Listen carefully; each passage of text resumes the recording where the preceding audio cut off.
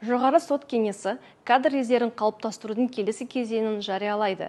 2025 жылғы 18 шілдеден бастап жоғары тұрған және басшы судья лауазымдарына кадр резервіне тұруға өтініштер мен құжаттардың қабылдаудың жаңа кезеңі басталды. Өтініштер мен құжаттардың қабылдаудың соңғы күні 2025 жылғы 1 тамыз. Кадр резервіне Қазақстан Республикасының сот жүйесі мен судьялардың мәртебесі туралы Қазақстан Республикасының конституциялық заңының біліктілік талаптарына сәйкес келетін, жұмыс көрсеткіші жақсы, беделі мінсіз және ұйымдастырушылық қабілеті бар жұмыс істеп жүрген судьялар қабылданады. Судья оны кадр резервіне қабылдау туралы мәселені қарау үшін кеңеске төрелік ақпараттық жүйесі арқылы қол қойып, электрондық түрде өтінішін жолдауы тиіс. Өтініште судьяның толық аты жөні, лауазымы, байланыс нөмірі, өтініш берген күнін көрсете отырып, кадр резерві комиссиясы төрағасының атына жолданады.